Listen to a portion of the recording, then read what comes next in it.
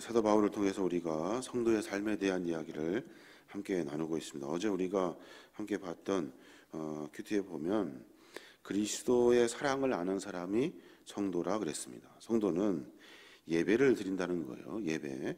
어떤 예배냐면 신령과 진정의 예배뿐만 아니라 산 제물의 예배를 드려요.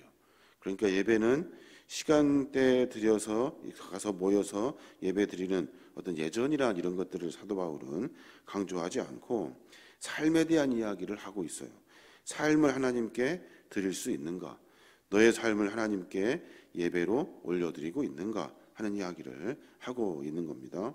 산 제물이 되어서 예배하는 성도들, 그의 삶 속에서는 무엇이 드러나냐면 이웃을 한 몸과 같이 여긴다는 거예요. 내 이웃을 한 몸과 같이 여기는 것이 가장 큰 특징이라는 거죠. 오늘 그 이어서 이야기를 하는데 형제들을 우리가 어떻게 믿음 안에 대할 것인가 하는 이야기가 오늘 기록되어져 있는 겁니다. 믿음과 신앙을 가진 사람들과의 관계, 그리고 우리를 핍박하는 세상의 다른 이방인들이나 하나님을 믿지 않는 사람들과의 관계를 어떻게 산 제물을 드리며 예배하는 성도들이 어떻게 대할 것인가 하는 이야기를 하고 있는 겁니다. 죄인으로 불려진 우리를 하나님께서는 성도라는 이름을 주셨어요. 성도. 그래서 우리로 하여금 예배하게 하고 삶을 하나님의 뜻하신 삶으로 살 수 있도록 우리의 모든 것을 바꾸어 놓으셨어요. 사도 바울이 언제 회심을 받냐면 32살에 다메섹에서 회심을 받게 되죠. 살아계신 예수 그리스도를 만나게 됩니다. 32세라는 나이에 뒤늦게 회심하여 그리스도인이 된 바울이 가장 먼저 맞닥뜨린 문제가 뭐냐면 이웃과의 관계예요. 내가 주변 사람과 어떻게 살 것인가 하는 거죠. 바울이 전에 어떻게 살았습니까? 예수님을 만나기 전에는 그리스도인들에 대한 배타적이었고 독선적이었고 아주 골수 유대교로서 예수 믿는 사람들을 잡아다가 감옥에 가두는 그런 우두머리 같은 역할을 한 거죠. 그래서 늘 그리스도인들이나 많은 사람들 안에서 어쩌면 높아지려고 어쩌면 다른 사람을 죽이려고 하는 그런 관계 속에서 이웃을 맺고 있는 거예요. 사도 바울이 누굽니까? 사도 바울은 여러 이야기가 있습니다만은 대단한 사람이에요. 결론적으로 말하면. 그러니까 대제사장이었던 그때 그 2대, 그러니까 힐렐 학파라고 하죠. 여러분 들어보셨을 건데 힐렐 학파가 뭐냐면 유대 랍비의 2대 거장이에요.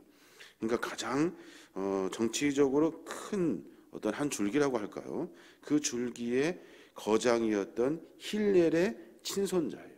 친손자. 그러니까 사도 바울은 유대교 안에서 어떤 굉장히 상당한 가문이 있는, 집안이 있는 그런 사람이죠. 뿐만 아니라 산헤드린이라는 이런 의결 기구가 있는데 최고 의결 기구, 그 중에는 여러 학파들이 있어요. 여러 학파들이. 그 중에서 가장 유명한 학파가 뭐냐면 가말리엘이라는 그런 대제사장의 학파예요. 그러니까 학문적으로도 가말리엘 학파, 그에게 배웠습니다 하면은 뭐 얘기할 것이 없다는 거죠. 아마 최고의 석학이었던 가말리엘 대제사장의 문화였던 사람이에요. 거기서 배운 사람이었죠. 자부심이 대단했어요. 그런데 그가 어떻게 살아가냐면 같은 유대인들에게는 위로 올라가려고 머리를 박고 위로만 올라가려고 서로 관계를 맺었어요. 이방인이라고 생각했던 유대인들, 또 아니 이방인이라고 생각했던 예수 믿는 신앙인들, 예수 안에 그리스도인이 된 사람들은 마치 바울이, 그러니까 사울이었던 그때 모든 일들을 딛고 올라갈 수 있는 어떤 발판이 되었던 사람들이에요. 많이 잡으면 잡을수록 그의 승진에 가장 큰 득을 받던 그런 사람이에요. 근데 그가 달라졌어요. 예수님을 믿고 성도가 되었어요. 예수를 믿고 예배를 드리는데 자기 자신을 산 제물로 드리는 예물을 드리며 삶을 바꾸어 살아요. 그러면서 먼저 생각한 것이 뭐냐면 나와 함께 했던 이웃을 어떻게 대할 것인가 하는 고민을 바울이 하게 된 겁니다. 먼저 동일한 신앙 관계를 맺는 사람들과 어떻게 맺어갈 것인가 하는 거예요. 같은 기독교인들, 같은 그리스도인들끼리, 그러니까 우리 여기 모인 우리 모두와 해당되는데 어떻게 하나님과의 관계, 신앙인들과의 관계를 맺어갈 거냐는 거예요. 그 첫 번째가 바로 사랑하라는 거예요. 사랑. 그래서 9절에 그렇게 말해요. 사랑에는 거짓이 없대요. 여기서 말하는 사랑은 뭘까요? 예수 그리스도가 우리를 향한 사랑이에요. 그 사랑에는 거짓이 없어요. 그 사랑을 받은 사람 역시 거짓이 있을 수 없다는 거예요. 그리스도 안에 하나가 된 우리는 사랑으로 함께 하나님의 거룩한 뜻을 이루어 가야 한다는 거죠. 그 사랑이야말로 하나님으로부터 주신 그 은혜와 십자가와 그 거룩한 긍휼의 은혜이기 때문에 그 사랑에는 거짓이 없어요. 우리도 마찬가지 믿음과 신앙 안에 살면서 같이 주님을 나의 주로 고백하고 모인 믿음의 공동체예요. 이 안에는 사랑에는 거짓이 있을 수 없어요. 주님이 날 위해 베푸신 사랑이 얼마나 크고 놀라운지 안다면 서로 사랑하지 아니할 수 없다는 거예요. 뿐만 아니라 거짓도 없어요. 여러 가지 일들로 서로 거짓말할 이유도 없어요. 그렇다면 네가 받은 사랑은 가짜라는 거예요. 진짜 그리스도인이 아니라는 거죠. 또 하나 서로 우애하고 존경하기를 먼저 하래요. 10절 보니까 형제를 사랑하여 서로 우애하고 존경하기를 서로 먼저 하라 그래요. 서로 우애하고 존경하래요. 우애, 서로 사이좋게 어떻게든지 이해하고 끈끈한 애정을 맺어가는 거예요. 서로 우애하래요. 그리고 서로 존경하래요. 어떻게 존경할 수 있습니까? 세상엔 높은 사람이 있고 낮은 사람이 있잖아요. 근데 신앙 안에서는 높은 사람도 낮은 사람도 없어요. 네가 하나님의 사랑을 받은 사람이라면 서로 우애하고 존경해야 하는 것이 우리가 해야 할 일이라는 거예요. 또 하나 뭐라고 바울은 이야기합니까? 부지런하고 게으르지 말래요. 그리고 열심히 주를 섬기래요. 11절에 보니까 부지런하여 게으르지 말고 열심을 품고 주를 섬기라 그래요. 그러니까 부지런함과 그 부지런함으로 말미암아 게으르지 말라는 거죠. 나태하지 말라는 거예요. 하나님을 섬기는 여러 일들 가운데 주님을 위한 부지런함을 모두 다 가져야 하는 거예요. 게으르지 말고 열심을 품으라는 거예요. 누구를 향한 열심? 예수 그리스도에 대한 사랑에 대한 열심. 내가 주님을 위해 무엇을 할 수 있을까? 주를 섬기는 일에 내가 어떤 열심을 품어야 하는지 깊이 알고 부지런하라는 거예요. 열심히 함께 주를 섬기라는 거죠. 또 같은 신앙 안에 어떤 사랑을 나눠야 합니까? 12절에 보니까 그래요. 소망 중에 즐거워하며 환난 중에 참으며 기도에 항상 힘쓰며 그래요. 소망 중에 즐거워하래요. 상황이 어때요? 잡히면 죽는 상황이잖아요. 이스라엘 백성들 안에 특히 유대인들이 개종하여 기독교인이 됐단 말이에요. 기독교인들이 로마와 유대인들의 이중적인 핍박을 받았던 사람이에요. 그런데 그들에게는 희망이 없어 보여요. 어떻게 하든 죽게 되거든요. 어떻게든 잡히면 핍박을 당하게 되어 있어요. 근데 성도들과 함께 소망을 가지라는 거예요. 살아계신 예수 그리스도가 우리에게 더하여 주시고 힘을 더하여 주시고 능력을 더하여 주시고 우리에게 궁극적으로 천국의 소망을 갖게 하시며 하나님 우리를 통해서 일하실 많은 일들을 통해서 많은 사람들이 구원의 대열에 설 수 있는 그 은혜의 소망을 가지라는 거예요. 서로 두려워하지 말고 함께 합심하여 환난 중에 참으며 소망을 가지고 기도에 힘쓰라고 말하고 있어요. 마지막으로 뭐라고 이야기합니까? 성도라 한다면 같은 성도끼리 서로 쓸 것을 공급하래요. 13절에 뭐라 합니까? 성도들의 쓸 것을 공급하며 손대접하기를 힘쓰라 그래요. 서로 어떻게든지 쓸 것을 공급하는 거예요. 나누어 주기를 힘쓰고 서로 대접하기를 힘쓰고 서로 대우해 주고 서로 접대하기를 힘쓰고 그 당시 사회는 순례 전도자들이 있는데 돌아다니다가 잡히면 어려운 일을 당하게 되니까 여러 사람들이 서로 사인을 해요. 우리가 같은 성도라는 증표가 있다고요.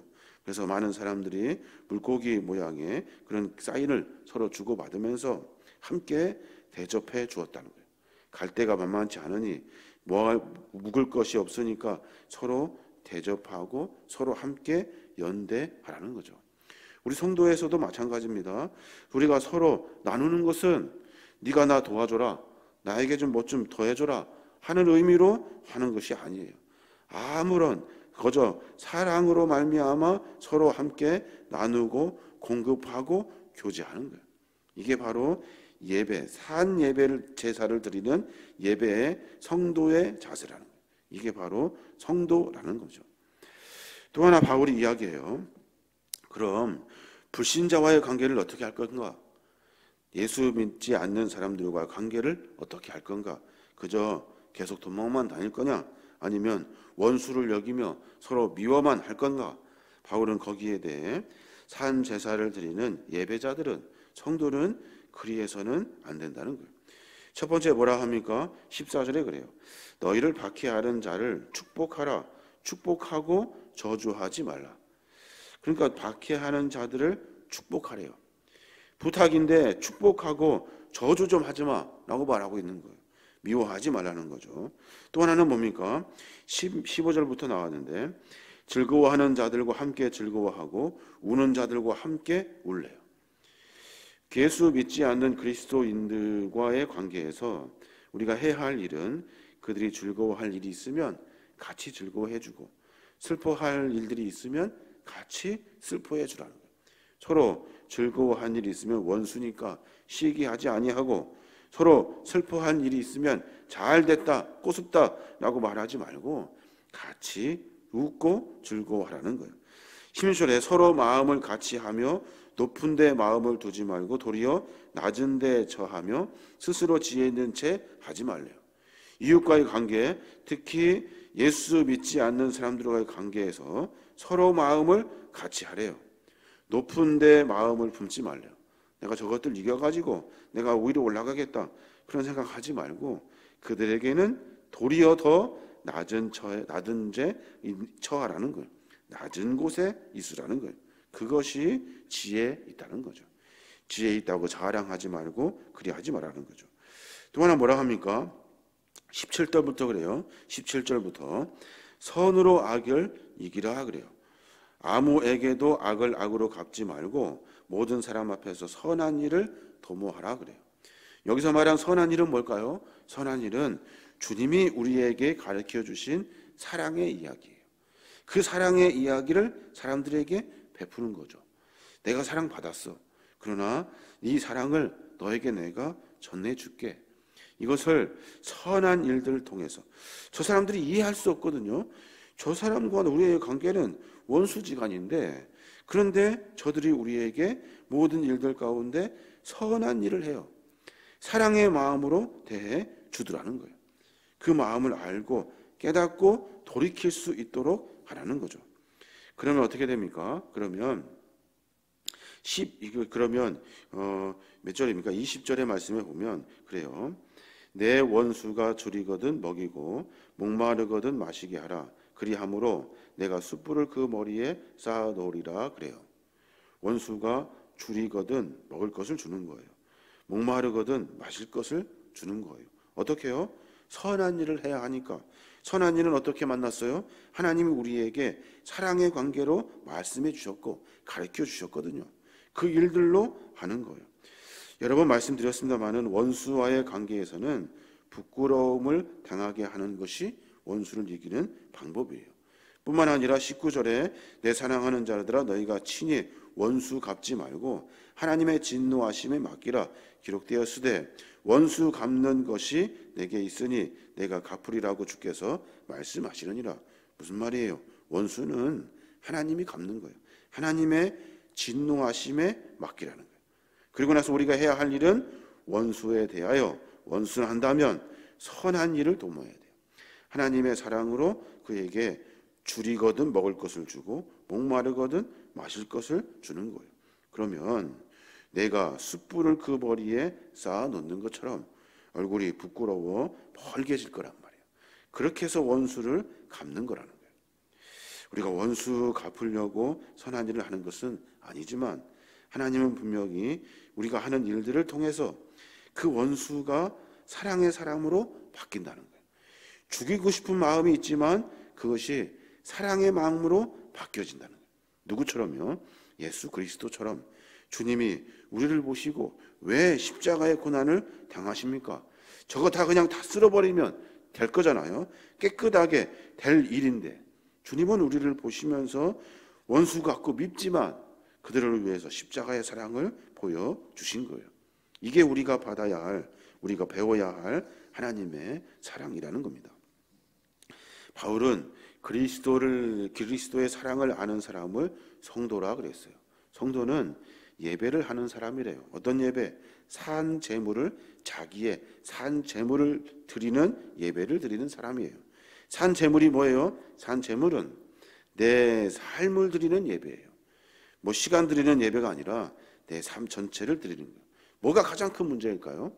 이웃과의 관계가 가장 큰 문제라는 거예요. 이웃을 한 몸과 같이 여기라 라고 명령하고 있는 거예요. 그리고 그리스도와 그리스도인의 관계, 그리고 또 그리스도인과 믿지 않는 다른 사람들과의 관계에 대한 이야기를 쭉 기록해 놓고 있는 겁니다. 오늘 우리가 한번 삶의 모습을 깊이 점검해 볼 필요가 있습니다. 오늘 구절 말씀이 참 마음을 울리는데, 사랑에는 거짓이 없대요.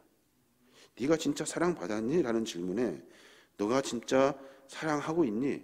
라는 그런 고백이 우리 안에 있어야 하는 거죠. 내가 진짜 사랑을 받았다면 사랑으로 이 모든 일들을 해야 하는 겁니다. 사랑에는 그래서 거짓이 없어요. 사랑받은 사람은 사랑하게 되어 있다는 거죠. 우리 신앙을 다시 한번 점검해서 하나님의 사랑을 받은 그리스도인이라면 우리의 삶을 점검하여 내가 편하고 내가 안락하고 나를 위한 삶이 아니에요. 성도는 그런 삶이 아니라 나를 불태워 하나님께 올려드리는 산 제물이 되어야 돼요. 내가 하기 싫고 아주 그냥 못 견딜 것 같은 일들을 해야 돼요. 원수 같은 사람들을 품고 사랑하고 그리고 모든 사람들을 돕는 말도 안 되는 일들을 우리가 해야 하는 거예요. 그것이 내가 산 제물이 되어 하나님 앞에 예배하는 방법이라는 거죠. 참 어려운 일인 것 같아요. 불가능한 일일 것 같아요. 근데 사랑에는 거짓이 없대요. 네가 진짜 사랑받았으면 사랑으로 이 일을 해야 한다라고 말씀해주고 계시는 겁니다. 오늘 하루 가운데 삶을 점검해 봤으면 좋겠습니다. 도대체 나는 산 제물이 되어 예배하는 성도인가? 내 삶은 하나님의 사랑을 받은 사람인가? 하나님의 사랑을 안 사람인가? 깨달은 사람인가? 하는 것들을 깊이 생각해 보고 삶을 정비해야 될 줄로 믿습니다. 못했다면 해보도록 하고 부족하다면 몸부림치면서 한 단계 한 단계 가는 거예요. 주님 부르시는 그 날까지 사랑을 알았으면 사랑을 베푸는 자들로 삶을 주 앞에 올려드려야 될 줄로 믿습니다. 이런 삶으로 주 안에서 승리하시는 믿음의 종들 되시길 주님의 이름으로 축원합니다.